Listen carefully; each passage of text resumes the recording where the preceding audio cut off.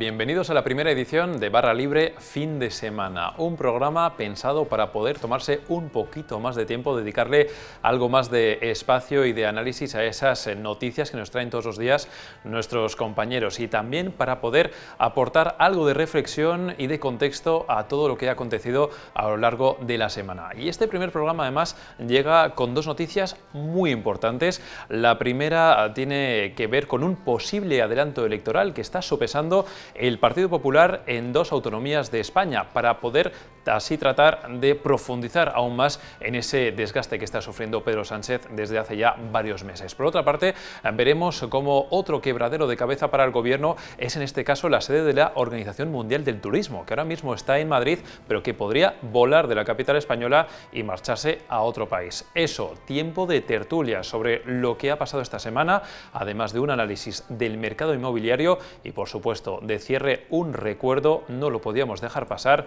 al 20 aniversario de esos terribles atentados del 11 de septiembre en Nueva York. No se lo pierdan, Barra Libre de Fin de Semana. Comenzamos.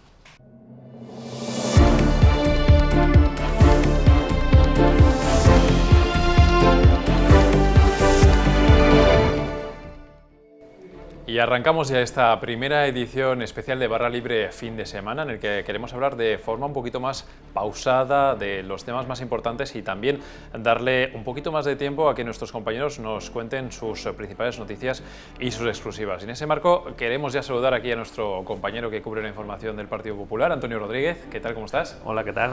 A ver, Antonio, el lunes vamos a tener, como es habitual en Voz Populi, nuestro votómetro, donde vamos a ver si se confirman las tendencias que muestran cómo el Partido Popular va al alza, mientras que el Partido Socialista, al igual que su socio de gobierno de Unidas Podemos, pues no paran de bajar desde hace varios meses. Dentro de esas tendencias, igual se enmarca esta noticia que tú nos cuentas y es esa intención o esa forma de sopesar que tiene el Partido Popular de adelantar elecciones en dos autonomías donde gobierna. ¿Cuáles son y por qué está pensando en hacer esto? Pues son Andalucía y Castilla y León. El momento que se está ya pensando en Génova es la primavera, concretamente el mes de marzo es donde creen que podrían caer estas dos elecciones y seguramente juntarlas. ¿El por qué? En Andalucía estamos ya en el tramo final de la legislatura y básicamente sería adelantar medio año la previsión inicial ante las dificultades que ya está viendo el gobierno de Moreno Bonilla a la hora de aprobar los presupuestos allí en Andalucía, ¿no? El Vox se lo está poniendo muy difícil, todo pinta a que va a rechazar los presupuestos en la Cámara andaluza y el presidente no tendrá más remedio que convocar elecciones que básicamente sería, como ya digo, adelantar medio año lo que estaba previsto para finales del 2022.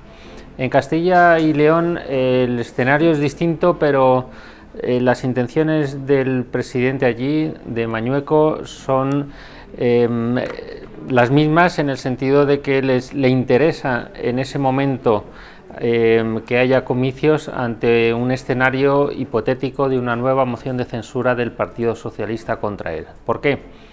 Ello se debe a que en ese momento, en marzo, se va a cumplir un año de la anterior moción de censura, que no salió adelante, y el Estatuto de Autonomía fija que durante un año no puede haber otra moción de censura, con lo cual ahí, en ese escenario de marzo, de nuevo el PSOE tendría esa opción de apretar el botón de la moción y ahí ya el PP ve con mucho temor el que se pueda llevar algún diputado o diputada más de Ciudadanos a esa votación y que al final Mañueco acabe perdiendo el poder. Entonces, ante esa hipótesis, tienen ya pensado adelantar elecciones y esta semana mismamente hemos visto ya una primera fractura muy evidente entre el PP y Ciudadanos, los dos socios de gobierno allí.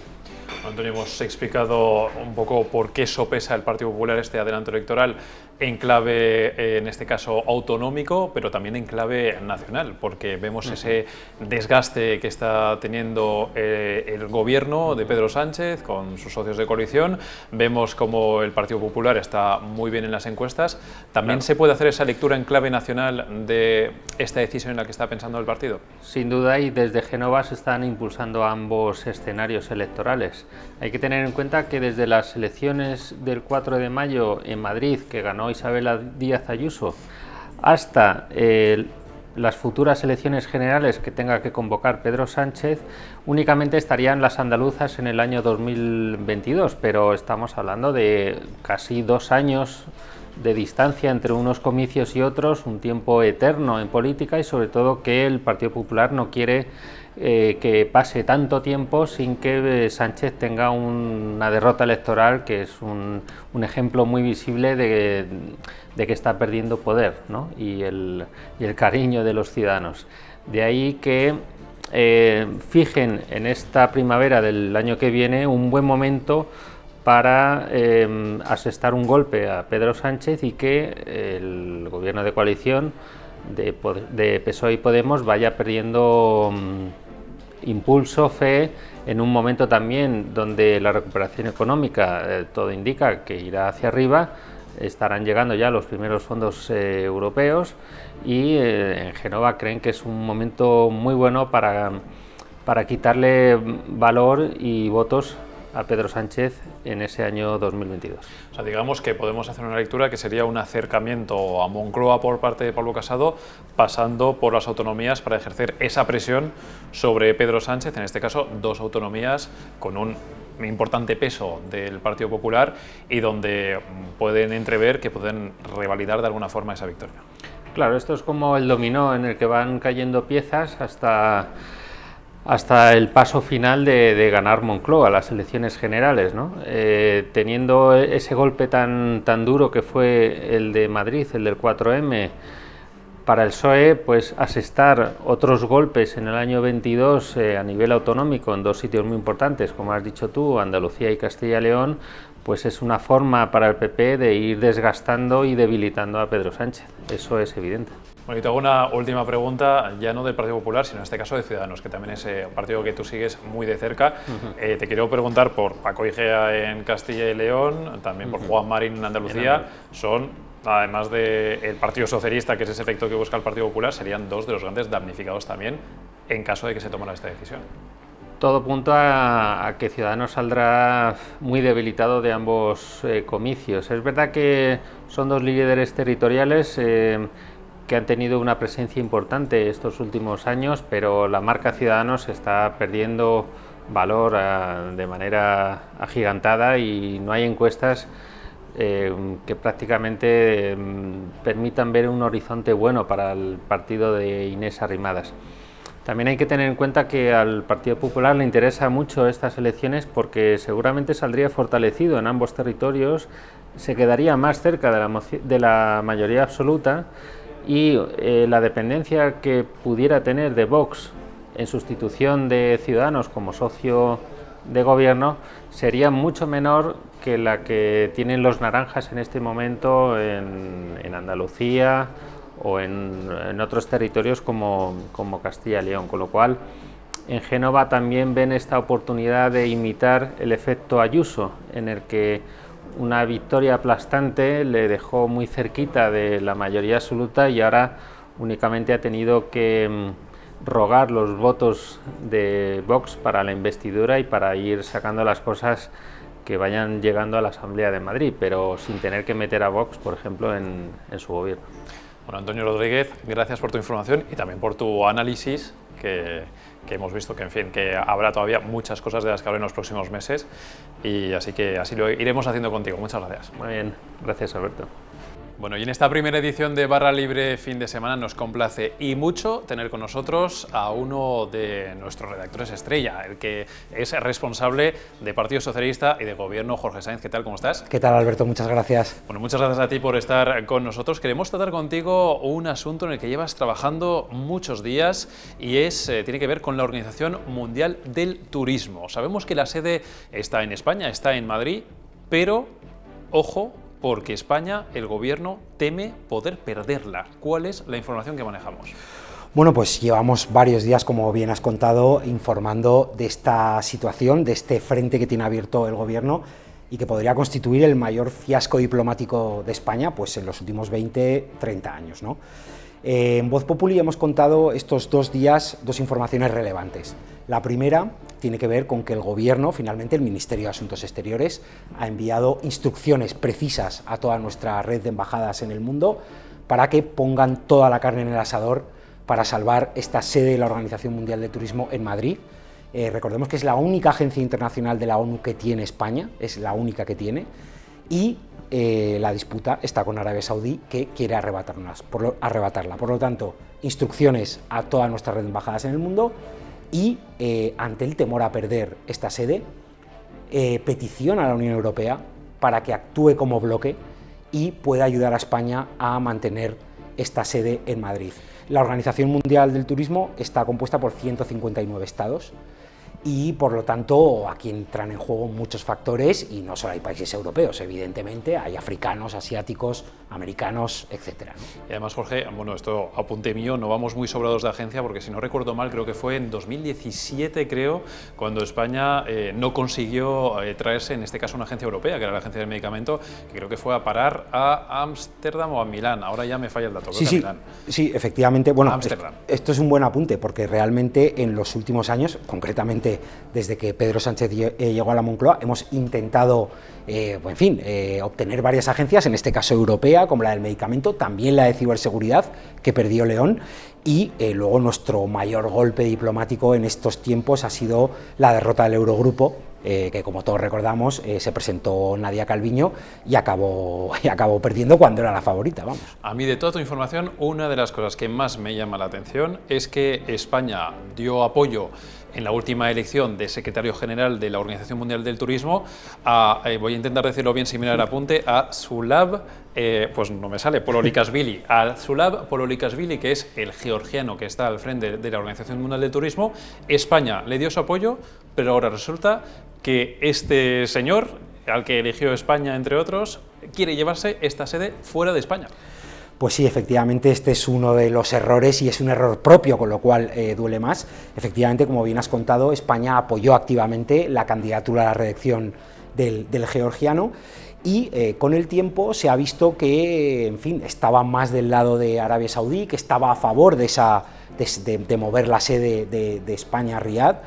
Y esto ha hecho mucho daño a la diplomacia española porque, bueno, en fin, se considera que ha sido un error grande. Es cierto que esto se produjo durante el mandato de González Laya, que recordemos ha sido relevada en el gobierno, ahora el ministro de Exteriores es José Manuel Álvarez, y bueno, la gente del equipo de Laya con la que hemos podido hablar dice que en aquel momento era imposible saber que esta persona, que el secretario general de la OMT, iba a posicionarse del lado saudí, que en ese momento era imposible saberlo, y también en su defensa argumentan que la posición en la OMT la marca el Ministerio de Industria, que recordemos Reyes Maroto es la que tiene las competencias de turismo, por lo tanto Exteriores solo actúa, digamos, en ese momento al servicio de Industria y Turismo.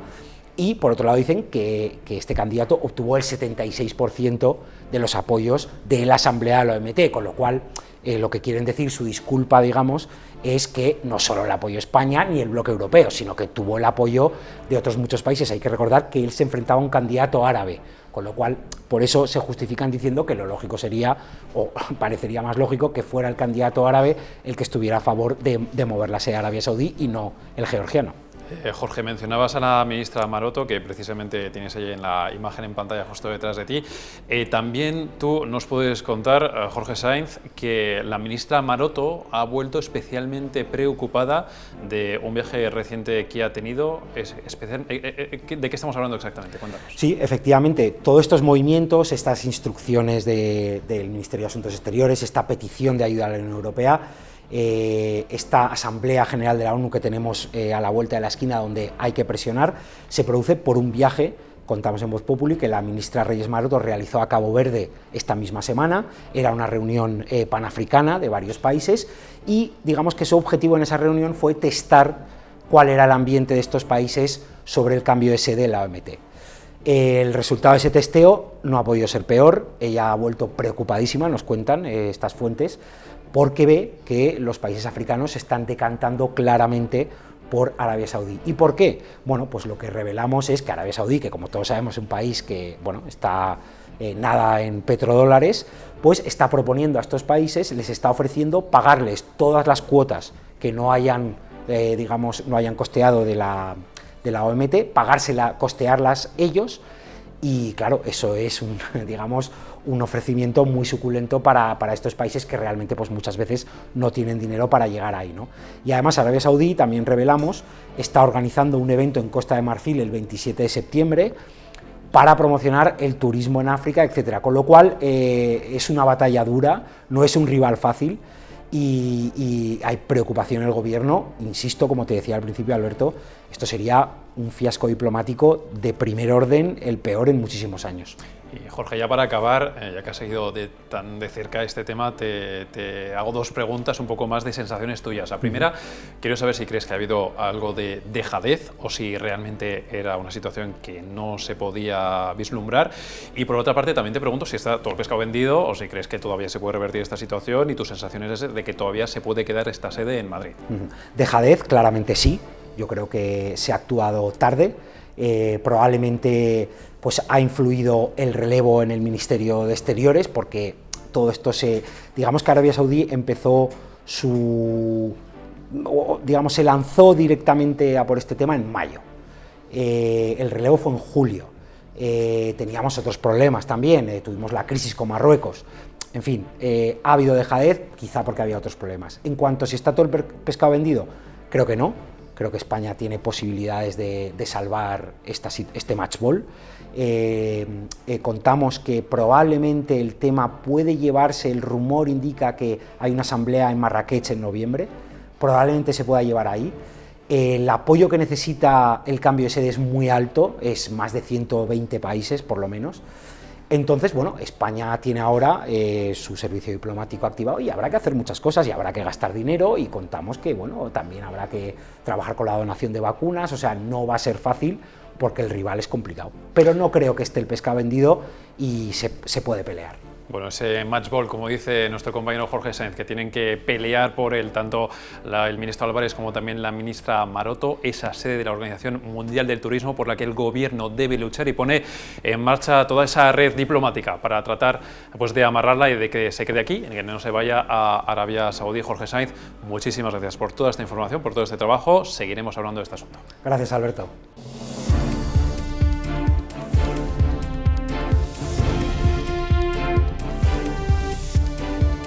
Y vamos ya con nuestra primera tertulia de esta segunda temporada de Barra Libre, de fin de semana, primera vez que hacemos un programa para el fin de semana para tener un tono un poquito pues, más reposado, más analítico, y eso queremos buscar por una parte con Irene González, columnista habitual de Voz Populi, que vuelve a Barra Libre después del verano. ¿Qué tal? Bienvenida. Hola, encantada de volver aquí, encantada de estar contigo, con Jorge y con todos vosotros otra vez. Y con Jorge, efectivamente, Jorge Sainz, que es nuestro periodista especializado en gobierno y en Partido Socialista. Jorge, ¿qué tal? ¿Cómo estás? ¿Qué tal, Alberto? Muy bien. Hola, Irene. Bueno, ya lo habréis intuido por las imágenes que veis detrás de nuestros tertulianos de hoy, tanto Marlaska por una parte, vemos a Pedro Sánchez en otra parte. Tenemos que hablar de uno de los casos más mediáticos que recordamos de los últimos tiempos, de una agresión homófoba que finalmente resultó ser falsa. Resultó que se lo había inventado ese chaval, ese joven de 20 años, en el barrio madrileño de Malasaña. Antes de meternos ya directamente en barrena de hablar de gobierno, Marlaska, etcétera. Lo primero que os quiero plantear, así simplemente un pequeño comentario a bote pronto, después de toda la mediatización que hemos visto, primero de la agresión y luego de esa agresión que resultó ser falsa, de todos los acontecimientos de esta semana, a mí una de las sensaciones que se me queda es que flaco favor le hemos hecho con todo esto, un poco entre todos, a los delitos de odio. ¿A los gritos? A los delitos de odio. A los delitos de odio. Bueno, flaco favor se lo hacen las personas que intentan utilizarlo esto con un fin político y no para quedar, a lo mejor, no para defender en definitiva a nadie, sino para expulsar del tablero político a quien a ellos les convenga. Entonces es muy grave lo que ha pasado. Porque Jorge, una de las noticias que hemos contado aquí en Voz Populi esta semana es que los delitos de odio, una realidad es que no han parado de aumentar a lo largo de los últimos años, pero claro, toda esta situación, digamos que a alguien o a mucha gente se le ha ido de las manos. Sí, o sea, evidentemente el número de delitos de odio no es excesivamente alto en España, esa es la realidad. Es cierto que ha habido un ligero crecimiento, también hay que compararlo con 2019, porque 2020, como hubo pandemia, pues todas esas cifras bajaron mucho, pero obviamente el gobierno ha buscado poner encima de la mesa un tema que es incómodo para los partidos de la oposición. Eso es lo que han intentado hacer.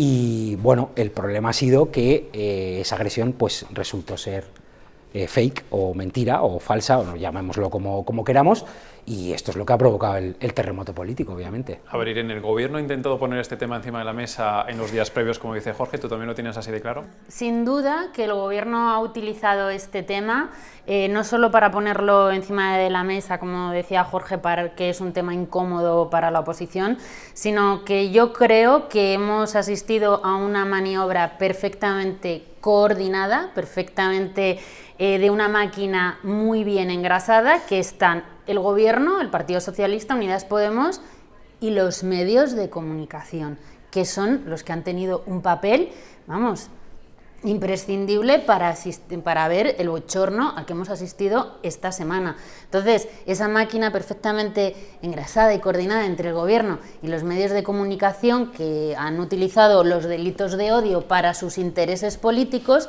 yo creo que la finalidad del gobierno y que esté capitaneada por Marlaska viene con una finalidad de ilegalizar a un partido de la oposición, que es Vox.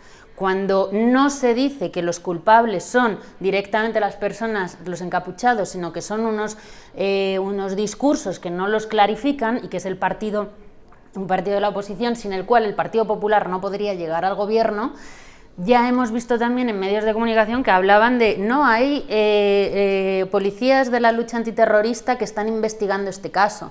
Entonces, que el ministro del Interior esté capitaneando precisamente esto que hemos visto esta semana no tiene otro objetivo que darle esa apariencia de ilegalidad, de terrorismo, de peligrosidad, de violencia.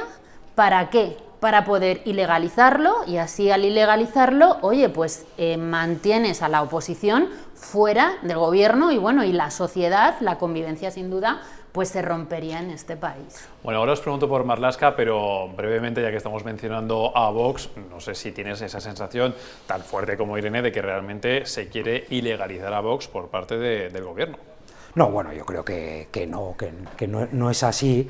Yo entiendo lo que quiere decir Irene, pero en realidad yo creo que aquí asistimos a algo que hemos visto ya probablemente desde que Vox irrumpió en las instituciones, que es la magnífica pinza que forman el Partido Socialista y Vox retroalimentándose constantemente con estos mensajes. El PSOE yo tengo contabilizado que habrá llevado al Congreso lo menos 3 o 4 iniciativas por el aumento de los delitos de odio. En julio del verano pasado llevó una PNL que era prácticamente lo mismo que van a hacer, de reunir la comisión de delitos, de no sé qué, de tal. Y lo hacen pues coincidiendo con el orgullo gay, etcétera. Y crear esa sensación, Irene dice, es que lo que quieren es ilegalizar a Vox. No, eso es lo que utiliza Vox para retroalimentar la pinza con el PSOE y sacar al PP y al resto de partidos del debate y centrarlo solo en ellos dos. O sea, bueno. Mientras, déjame, termino, Irene. Mientras hablamos de esto, que yo no digo que no sea un caso grave, por supuesto, pues bueno, al final, en fin, una denuncia falsa, pero tampoco me parece que estemos, en fin, me parece mucho más grave el caso que pasó en verano del chico de Galicia que acabó muerto. Eso fue una paliza mortal. Termino, Irene. Mientras tanto, hemos dejado fuera la subida de la luz, hemos dejado fuera cosas del Consejo General, hemos dejado fuera el Prat, hemos dejado fuera no sé qué. Entonces, tenemos a Abascal y a Sánchez ocupando todo el espacio mediático, uno diciendo que sus discursos alimentan el odio y el otro diciendo que ustedes nos quieren ilegalizar con su discurso.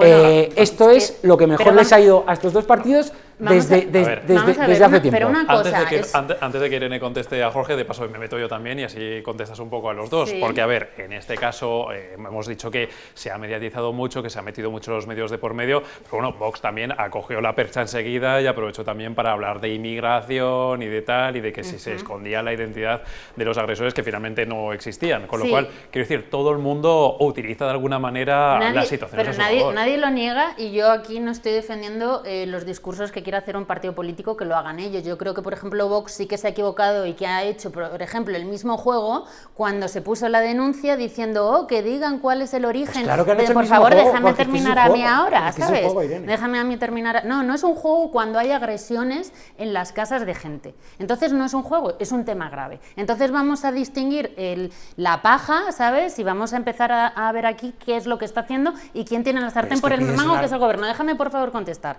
Entonces, no es lo mismo, dices, hombre, bueno, sí, un partido, yo creo que hay Vox, por supuesto, se equivoca con ese discurso que tiene la inmigración y ha hecho, oye, pidiendo el origen de los supuestos agresores. Pero hombre, yo creo que en otras ocasiones sí que la pinza Partido Socialista, Vox, les ha venido bien a ellos. Pero oye, cuando hay esa fiereza, ¿sabes? Esa ferocidad por parte de los medios de comunicación, y que hay gente ya, esto es muy importante, la percepción.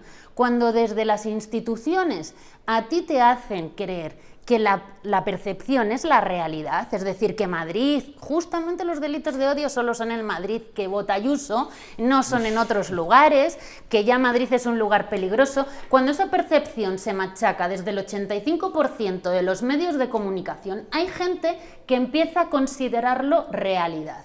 Y cuando empieza a considerarlo realidad, y por ejemplo hay una agresión en una casa de un diputado de Vox o un concejal, no lo recuerdo, que era en Cataluña, en su casa, que haya gente que eso lo justifique. ¿Sabes qué pasa? Que eso ya lo hemos visto en este país. Cuando, ¿sabes?, a un ser humano, ¿sabes?, se le empieza, ¿sabes?, es un objeto, es una cosa, es una cucaracha, se le animaliza, ¿para qué? Para que se le pueda hacer una agresión. En País Vasco y en Cataluña esto lo saben perfectamente. Entonces, ¿queremos ir en esa dirección o queremos sencillamente decir, ay, les viene bien a todos? Bueno, pues les venga bien a unos. Oye, también la gente tiene derecho a defenderse. Entiendo yo no comparto lo que dice Vox con el tema de la inmigración ni nada, pero entiendo que a mí, por ejemplo, si me estuviesen acusando de algo, yo también tengo derecho a defenderme, y no por eso vamos a empezar a decir son todos iguales. Yo lo que digo es que si echamos la vista atrás, por ejemplo, hace muy poco, las elecciones de Madrid, tú lo has recordado perfectamente, acordémonos cómo empezó esa campaña. Balas, cartas, cuchillos, una ministra delante del Congreso enseñando una foto. La izquierda. Bueno, termino. Bien, mostrando unas amenazas y tal.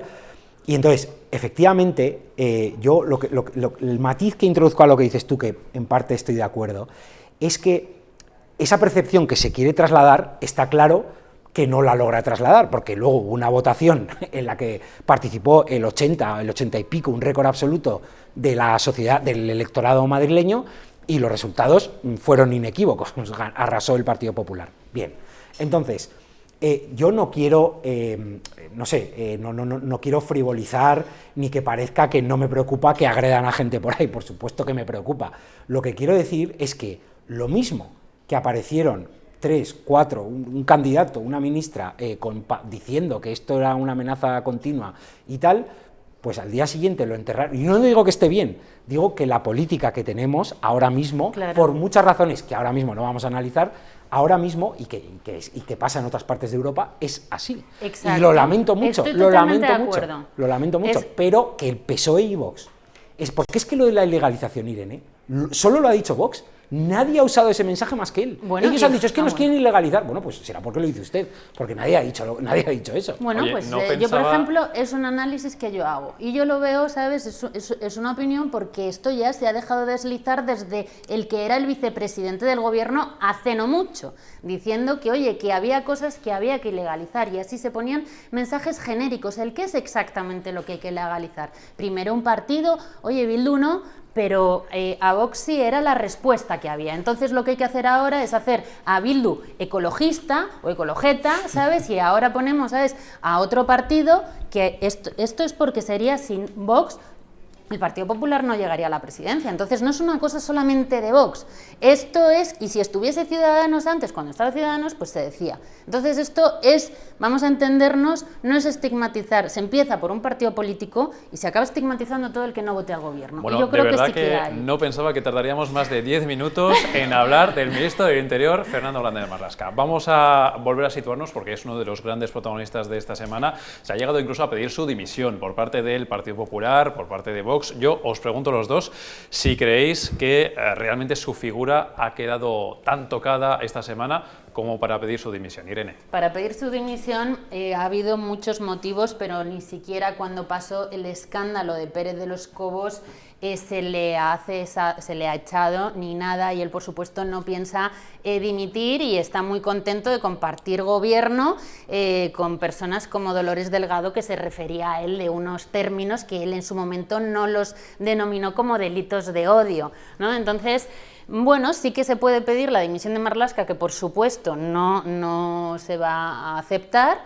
porque yo creo que sí que tiene en la misión de dar ¿sabes?, de vestir con un carácter jurídico y de delito cualquier cosa que venga desde los partidos de la oposición. Creo que es su misión, y que hasta que no la cumpla estará en el gobierno. Yo creo que el problema que hay ahora con Marlaska, en mi opinión, es que prácticamente se ha convertido en un trofeo. Es decir, se ha pedido tantas veces su dimisión, tantas veces, que solo por no entregarla, yo creo que el Sánchez lo ha mantenido en el gobierno, porque lo lógico hubiera sido que la crisis de gobierno de julio, de hecho fue uno de los nombres que estaba en todas las quinielas, saliera del gobierno y, bueno, pues Sánchez optara por otro ministro. Pero es que se ha pedido tantas veces su dimisión, yo creo, que al final es, pues ahora no te la voy a dar, porque es que el presidente es muy de eso. En cuanto a su actitud, bueno, yo, sinceramente, yo creo que la oposición se equivoca de alguna manera por ejemplo, el PP dice, no, los correos electrónicos con la Policía Nacional. Pero, hombre, por favor, pero ¿cómo no va a comunicarse el ministro del Interior con la Policía Nacional? Pero si es que lo han hecho todos. Lo han hecho todos, pero todos los gobiernos, dice, no, que si sabía, que si no sabía. Bueno, en fin, yo creo que eso es una tontería. Y en cuanto a Marlaska, pues creo que es eso, que es que va a aguantar precisamente porque es que ya es un trofeo para el PSOE mantenerlo en el gobierno. Sinceramente lo digo. Yo estoy de acuerdo, salvo con que yo no creo que sea un tema menor, que el ministro del Interior, por supuesto a las órdenes del presidente del gobierno, mienta. Y mienta a todos los españoles utilizando a una supuesta víctima de un delito de odio por homofobia. Me parece un tema grave. ¿En qué ha mentido exactamente? No, que no lo sabemos, no, que queremos saberlo. Entonces, saber, claro. Exacto, cuando la oposición que pida, no sé si los correos serán lo mejor u otra cuestión, a mí sí que es un tema que me interesa saber si cuando sale el ministro Marlaska tenía información o no.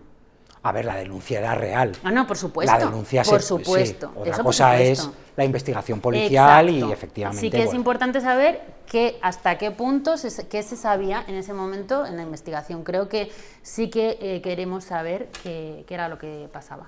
Bueno, tensiones, como vemos, entre gobierno y oposición a cuenta de esta falsa agresión homófoba en Madrid, en el barrio de Malasaña, y vemos también cómo Fernando Grande Marlaska, el ministro de Interior, ha sido uno de los protagonistas de esta semana. Pero no es el único foco de tensión que ha tenido el gobierno, también hay otro muy importante en este caso que tiene que ver con Cataluña, porque se ha abortado esa financiación para la ampliación del aeropuerto del Prat. Estaban comprometidos, hablo de memoria, creo que eran 1.700 millones de euros para esa ampliación, y vemos Como se han generado tensiones, por una parte, entre el Gobierno y el Gobierno de Cataluña, también dentro de los socios de coalición del propio Gobierno catalán, entre Esquerra y Junts per Catalunya, también hay tensiones a cuenta de, no el aeropuerto que también, sino en general de esas relaciones con el Gobierno.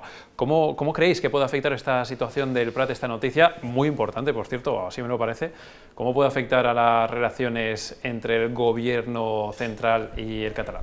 Bueno, es que una vez más yo creo que nos olvidamos de la debilidad de este gobierno, que depende de partidos que han protagonizado un golpe de Estado en este país y que ellos están encantados de recordarle de vez en cuando que igual que ellas lo hicieron en su momento de estallar un gobierno, de oye, no vamos a aceptar una inversión del gobierno de España que va a durar 5 o 6 años, porque eso supondría decirle a mis feligreses fanáticos que no voy a pedir la independencia de un gobierno que me está pagando un aeropuerto aquí. Entonces, una vez más, este gobierno es débil por los socios precisamente que tiene y bueno, y por las políticas afines a sus socios que él lleva. Jorge, tú que eres el especialista en gobierno y en Partido Socialista, ¿cómo ves esto? En este caso estoy de acuerdo totalmente con Irene. Es cierto que es que la realidad de los números es absolutamente imbatible y no tiene más vuelta de hoja. El Partido Socialista y Unidas Podemos tienen 155 escaños, y dependen del separatismo. Esos son los aliados que ha elegido, y el separatismo no quería ese proyecto, con lo cual, a las puertas de unos nuevos presupuestos generales del Estado, donde el gobierno va a tener que recurrir de nuevo al grupo habitual, Esquerra Republicana, en fin, PDeCAT, de Bildu, etcétera, pues obviamente, si es que es que yo creo que han sido sinceros, han dicho no podemos afrontar una inversión de esta magnitud y de estas características con el gobierno autonómico en contra. Y yo creo que también puede ser que haya influido el hecho de que a lo mejor dentro de lo que es el gobierno catalán no hayan llegado a acuerdos entre ellos para repartirse algún porcentaje, o no sabemos, ¿no? Como era habitual, sí. No sabemos si era de un 3% de cuánto, pues oye, pues a lo mejor hay algo de eso. Bueno, es que además no sabemos. Hay que recordar que, y se ha contado aquí en Voz Populi,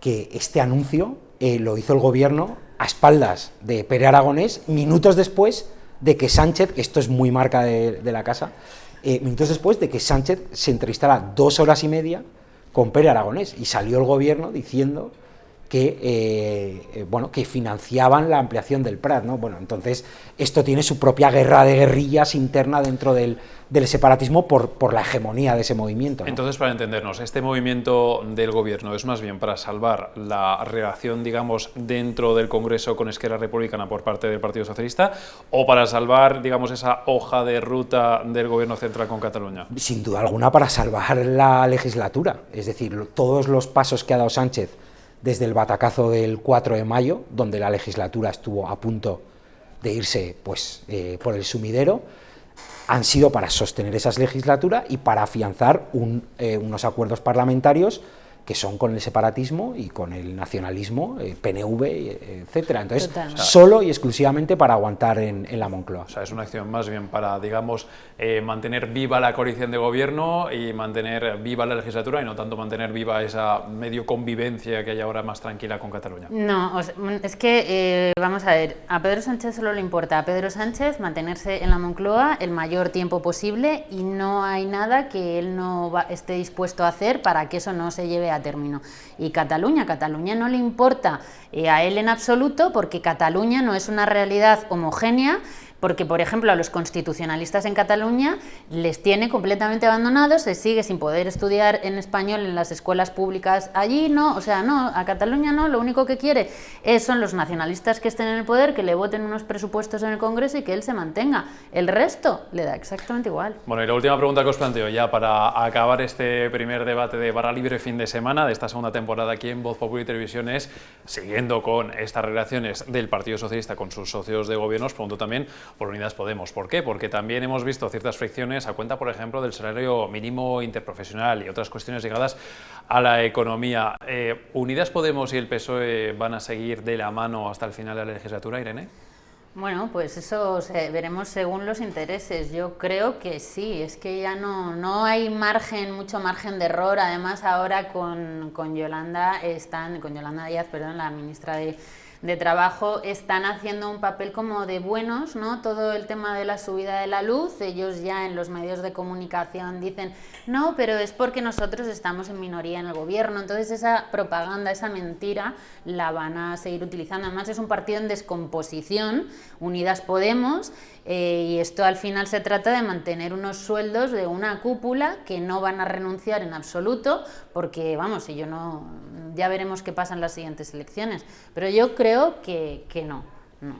Jorge, tú que sabes cómo funciona bien el Partido Socialista por dentro, que te lo conoces, ¿hay dudas dentro del PSOE sobre este tema? Bueno, yo creo que el tira y afloja del salario mínimo lo hemos visto otras veces, es una coreografía, pues bastante sabida. Es cierto que probablemente Podemos quiere arrancar alguna cosa que el PSOE no le deja y eso, pues bueno, es legítimo en política. Yo creo que 2021 va a ser un año tranquilo para la coalición, sacarán sus presupuestos con el nacionalismo, como hemos dicho, y tengo dudas sobre 2022, yo creo, y en el PSOE también.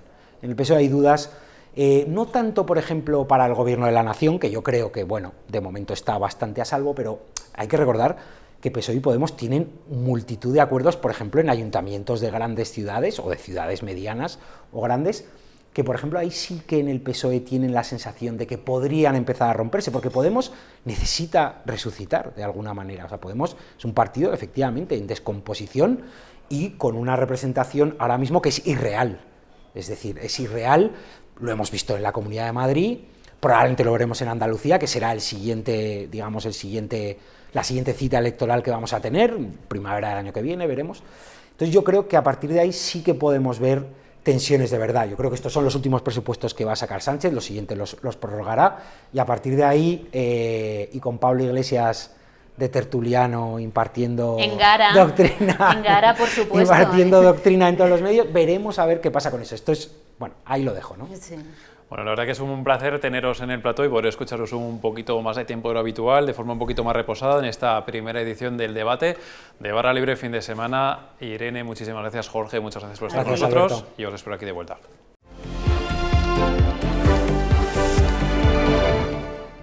Y ahora vamos con otro debate que en este caso seguro que se habrá producido en muchos hogares españoles a lo largo de estos meses, de este tiempo de pandemia. Hablamos ahora del mercado inmobiliario, porque hemos visto que han cambiado y mucho las tendencias, ya sea en la compra o en el alquiler. Y por eso queremos hablar con nuestro redactor de cabecera en esta materia, nuestro especialista en vivienda, Joaquín Hernández. ¿Qué tal? ¿Cómo estás? Muy buenas, Alberto. A ver, Joaquín, queremos hablar contigo un poquito detenidamente para ver cómo están evolucionando estas tendencias, pero antes de hablar de la compra y del alquiler, para entenderlo un poquito mejor, si te parece, miramos un primer dato, que es uno que nos va a revelar mucho ese cambio de tendencia, porque vemos un cambio sobre todo en materia de ahorro en los hogares. Efectivamente, aquí vemos cómo ha crecido el ahorro de los españoles durante el año de pandemia, durante el año 2020, durante el año 2021, cómo está creciendo el ahorro de los españoles, sobre todo por las dificultades que ha habido para consumir, para gastar, y eso ha hecho que tengan más dinero, más liquidez y más necesidades también de invertir. Y al final la vivienda es un valor refugio, es una de las principales opciones que tiene la gente a la hora de invertir, el invertir en seguro,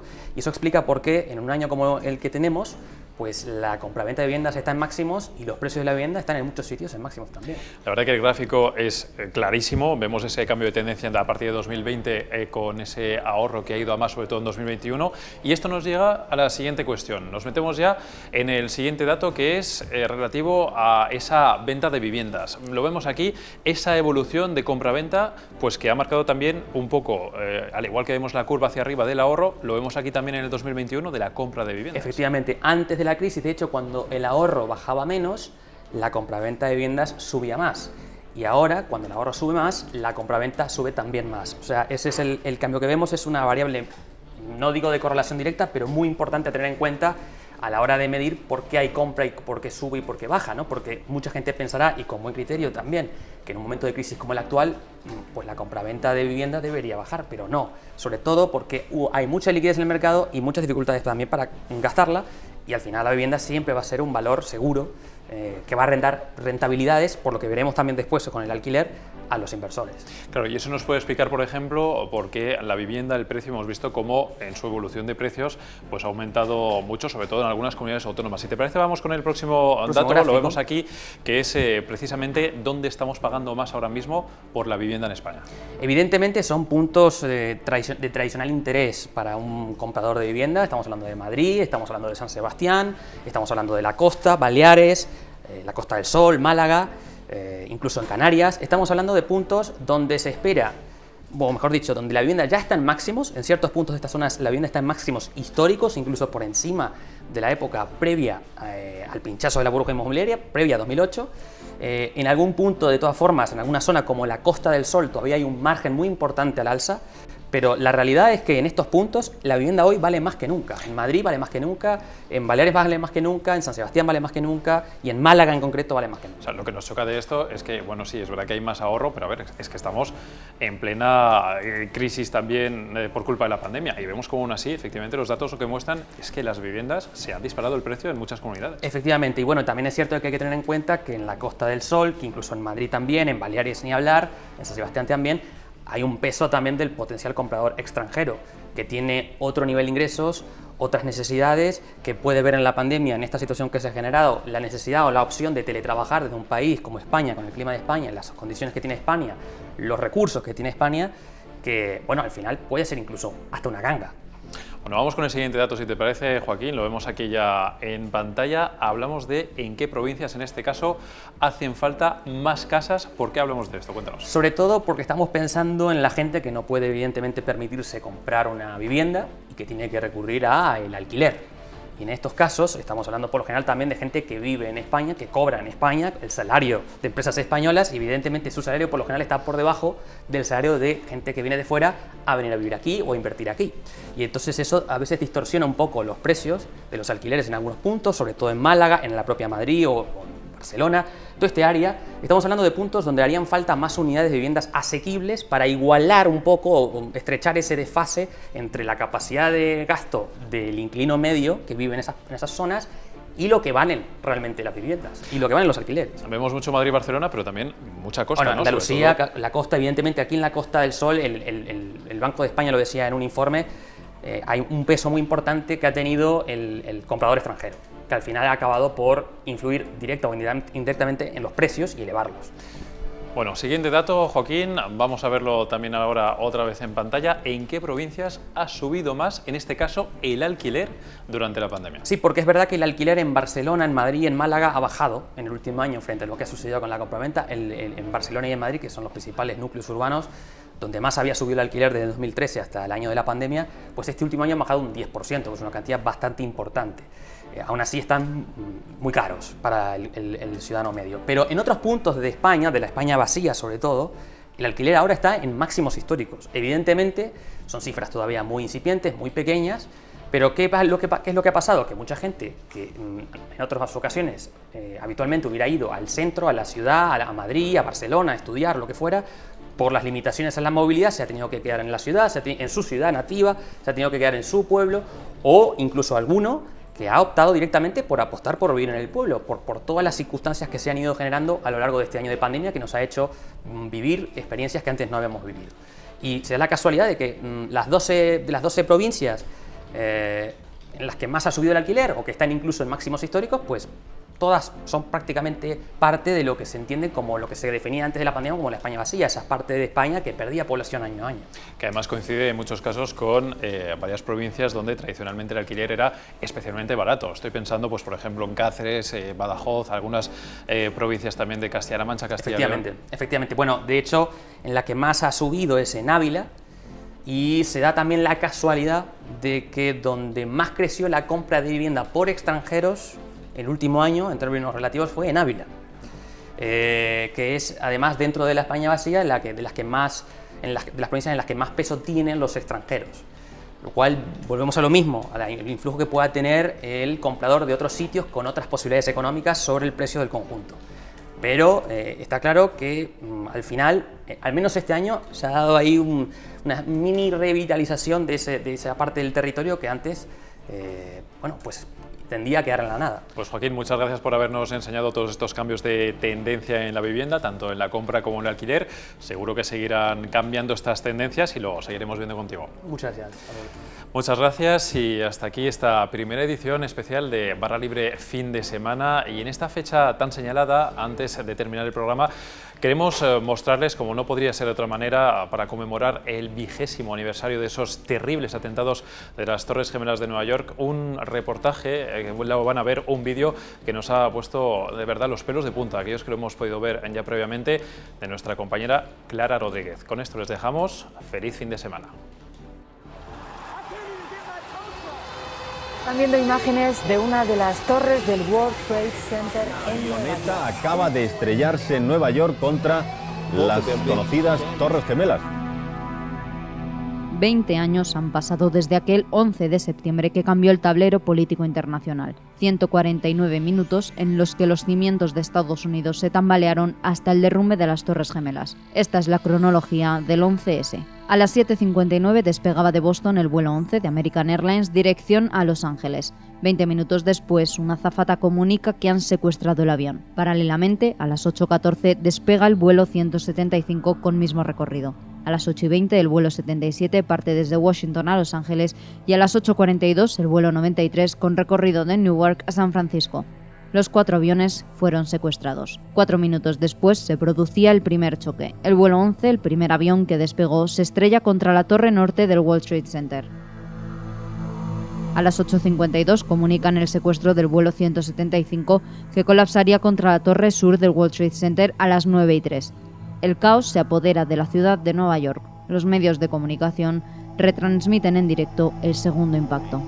Perhaps purposefully into, oh my goodness, oh God, there's another one. Oh my goodness, there's another one.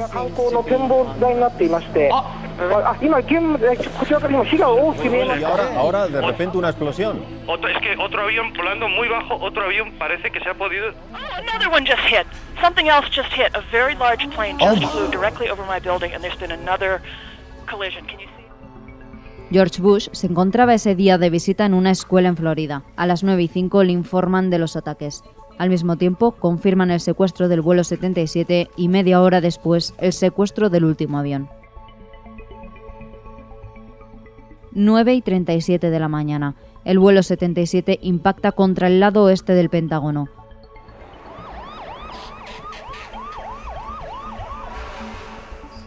Estados Unidos cierra por completo el espacio aéreo. Casi una hora después del segundo choque en el World Trade Center, la torre sur colapsa y se derrumba en 10 segundos. As close as we can get to the base of the World Trade Center. You can see the firemen assembled here, the police officers, FBI agents, and you can see the 2 towers. A huge explosion now, raining debris on all of us. We better get out of the way. A las 10:03, el cuarto avión, el vuelo 93, cae en un campo en Pensilvania después de que los pasajeros y la tripulación se rebelasen contra los terroristas y evitasen el ataque contra el Capitolio o la Casa Blanca. Finalmente, a las 10:28, cae la torre norte del World Trade Center. ¡Oh!